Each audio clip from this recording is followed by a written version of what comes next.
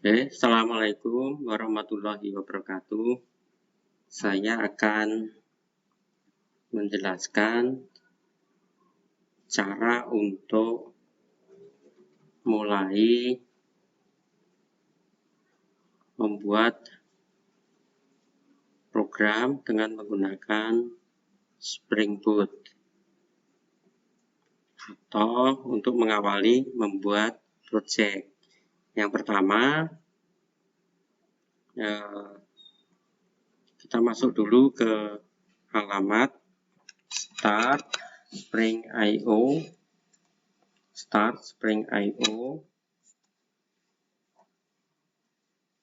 atau ini disebut dengan Spring Initializer. Jadi kita pilih projectnya, ini Maven ya. Kita bisa pilih Gradle atau Maven. Saya pilih Maven ya. Kemudian menggunakan Java, bahasanya menggunakan Java. Versinya Spring Boot adalah 255. Kemudian project identitasnya, grupnya kita TI UMY atau ini pakai web service itu aja ya, web service. Oke. Kemudian artefaknya kita namakan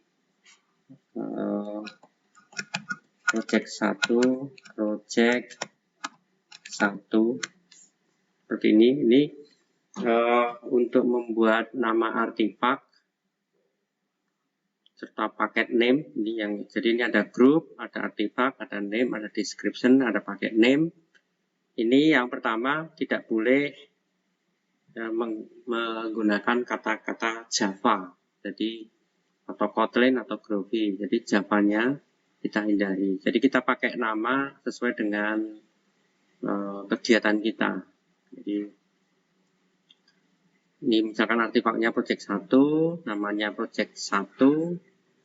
Kita bisa menambahkan web service itu ya. Kemudian deskripsinya adalah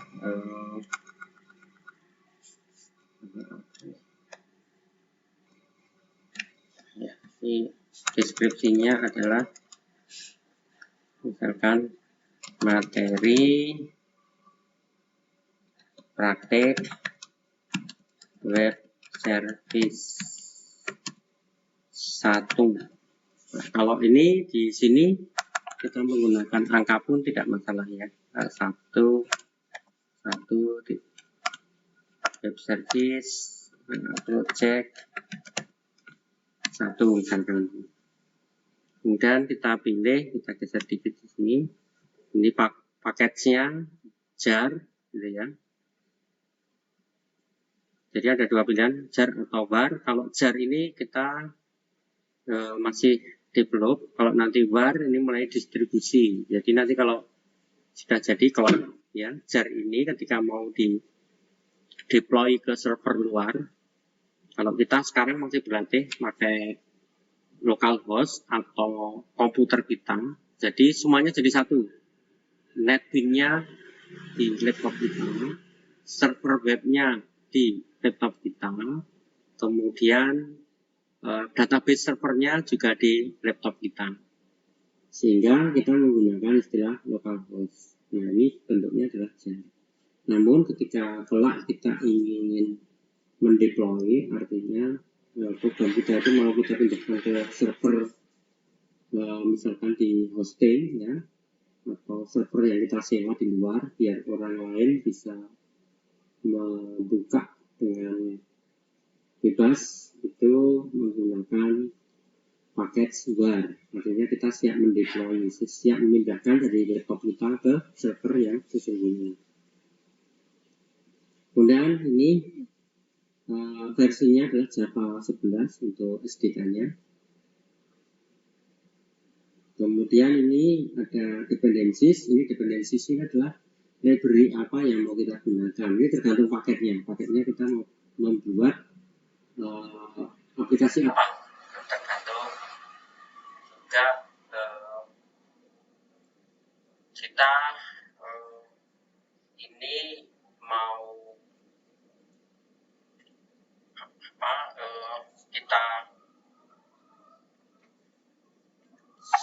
nantinya kita pasang atau tidak, kita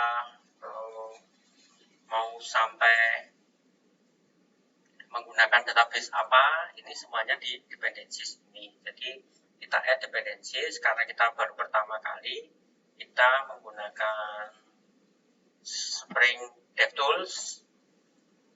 Jadi ini adalah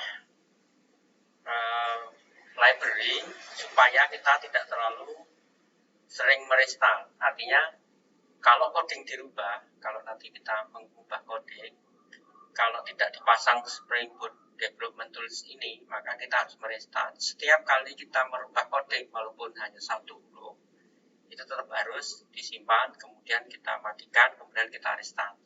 Tentu saja hal ini akan membuang-buang waktu, sehingga kita perlu memasang Spring DevTools, sehingga secara otomatis sistem akan merestart sendiri. Ya. Kemudian kita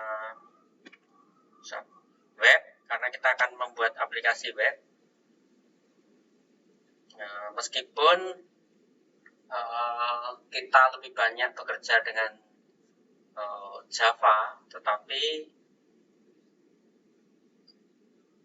untuk tampilan, ini ada tampilan hasil, jadi hasil program itu mau ditampilkan di terminal atau di dalam halaman web. Nah, kita pakai Spring Web supaya semua tampilan masuk ke halaman web. Kemudian satu lagi, ini mungkin akan lebih baik kalau kita pasang template. Ini untuk mempermudah nanti untuk pengaturan tampilan dengan menggunakan template ini jadi lebih sederhana.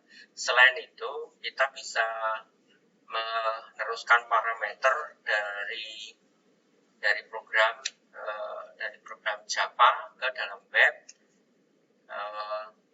Itu selain teks, itu juga ada parameter-parameter yang kita ingin tampilkan di dalam halaman web, seperti misalkan jam, penampil jam yang itu akan bergerak terus. Nah, itu berarti ada parameter di dalam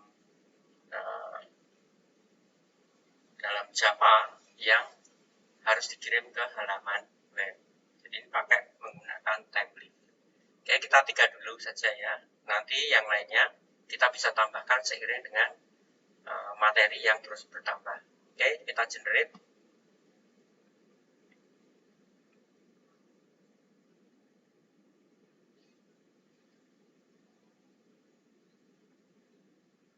Nah, ini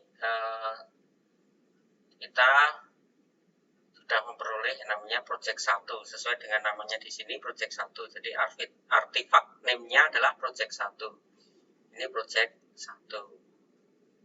Atau kalau ini kita ganti praktikum 1 ya nanti jadi praktikum 1. Nah, ini setelah di-generate disimpan di mana? Ini kebetulan yang ini ada di ini ada di download ya. Download. Nah, ini di show folder. Kita lihat. Nah, ini tempat saya ada di download. Jadi C download. Ini download sini. Ini materinya ada di sini.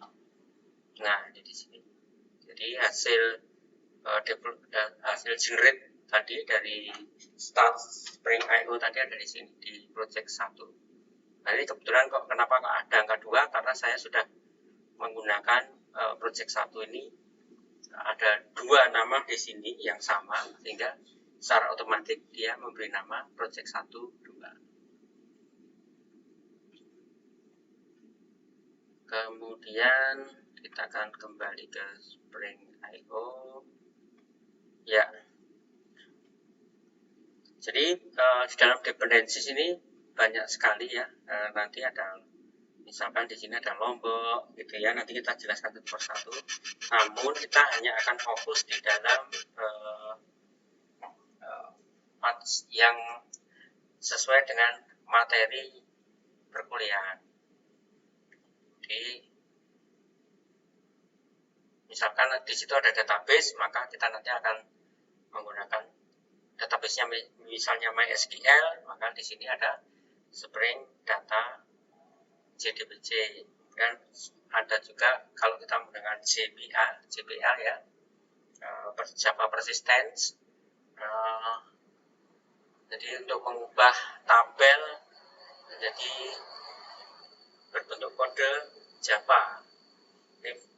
Kemudian karena sudah berbentuk Java, maka kita bisa mengolah data itu menggunakan library Java. Nah, ini adalah langkah pertama untuk mengawali project.